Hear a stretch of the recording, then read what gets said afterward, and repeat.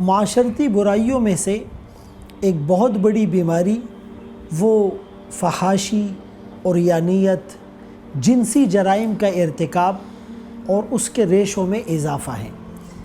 حالیہ دنوں ایک قبر کھود کر ایک مردہ خاتون کی لاش کے ساتھ بے حرمتی اور زیادتی کی گئی، اور اس جرم کو نیکروفیلیا کہا جاتا ہے۔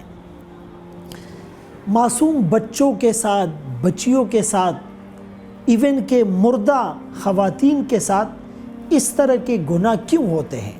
ہمارا معاشرہ ان گناہوں سے کیسے پاک ہو سکتا ہے؟ اس کے لیے صرف ریٹنگ اور رینکنگ کی خاطر کسی خبر کو وائرل کر لینا اور ویوز کے لیے یا سبسکرائبرز کے لیے اس طرح کی ویڈیوز بنانا، یہ بھی اخلاقی گراوٹ اور مورلی ہم کتنے ڈیگریڈ ہو چکے ہیں اور ڈیٹیوریٹنگ ڈے بائی ڈے، اس کا اندازہ بھی لگایا جا سکتا ہے۔ لیکن بنیادی طور پر فحاشی اور عریانیت ان گناہوں کی وہ بنیاد ہوا کرتی ہے۔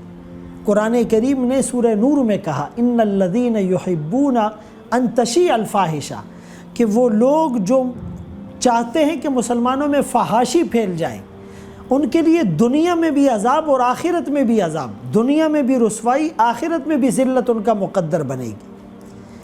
تو اس کے اسباب اور وجوہات کو جانا جائے اور فحاشی اور عریانیت کو روکا جائے۔ ہمارے ڈراموں میں، ہماری فلموں میں، ہمارے ایڈز اور وقفوں میں، ہمارے ڈیجیٹل میڈیا میں، الیکٹرانک اور پرنٹ میڈیا میں، یا ہمارے مین براڈ کاسٹنگ میڈیا میں مین اسٹریم پر کیا دکھایا جاتا ہے؟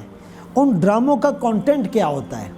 ان کی سٹوریز کے اندر نیگیٹیوٹی کس طرح جو ہے وہ مسلمانوں کے اذہان میں ڈالی جا رہی ہے؟ خدا را پیمرا اس پر ایکشن لے، پیمرا اس معاملے میں سنجیدگی کا مظاہرہ کرے، ورنہ ہماری یوتھ، ہماری ینگ جنریشن، ہماری اولاد ہمارے ہاتھوں سے نکلتے ہوئے دکھائی دے رہی ہے۔ بہرحال ایسے جرائم کا ایک جو بنیادی سبب اور ایلیمنٹ ہے وہ تو فحاشی اور عریانیت اور اس کو پھیلانے والے اسباب اور ادارے ہیں۔ دوسرا، یہ کوئی سائیکوتھراپی کی ضرورت بھی ہوتی ہے۔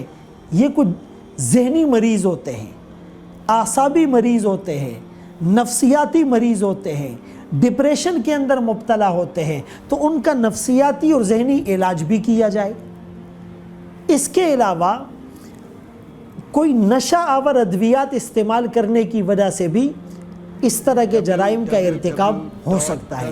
تو لہٰذا اس معاشرے کے اندر منشیات کون فروخت کرتا ہے، ان کی سرپرستی کون کرتا ہے، اور اس کا پروفٹ اور پیسہ کن کی تجوریاں بھرتا ہے، اور پھر اس سے لاکھوں لوگ نشے میں مبتلا ہوتے ہیں اور پھر ان کے پورے خاندان اس سے ڈسٹرب ہوتے ہیں۔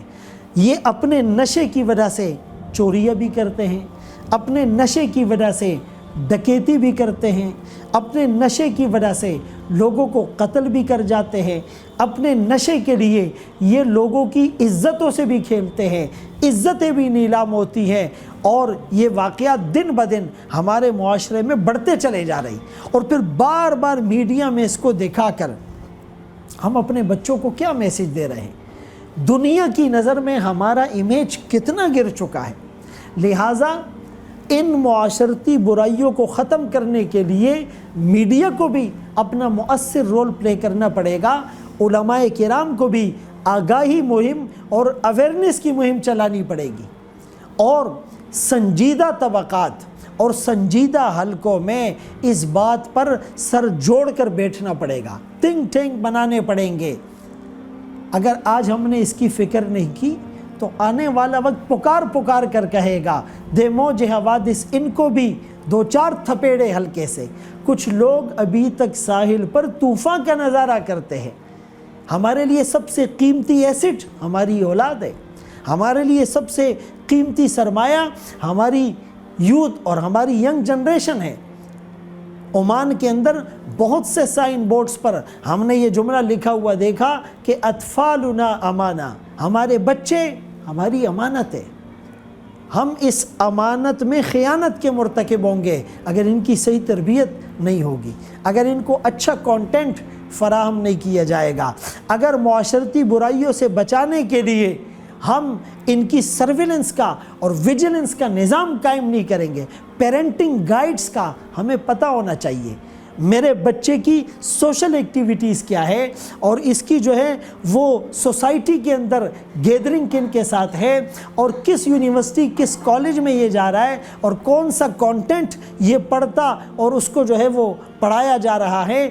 جب تک ہم فلی اویئر نہیں ہوں گے اور اس معاملے میں فلی کانشیس نہیں ہوں گے تو اتنی آسانی سے ان معاشرتی برائیوں سے چھٹکارا اور اپنی اولاد کی حفاظت ہم نہیں کر پائیں گے۔ لہٰذا معاشرتی برائیوں پر ڈسکشنز ہونی چاہیے، لیکن وہ متانت کے ساتھ، سنجیدگی کے ساتھ اور پوری تحقیق اور ریسرچ کے ساتھ انشاءاللہ ہم اپنی اولادوں کو محفوظ کر پائیں گے۔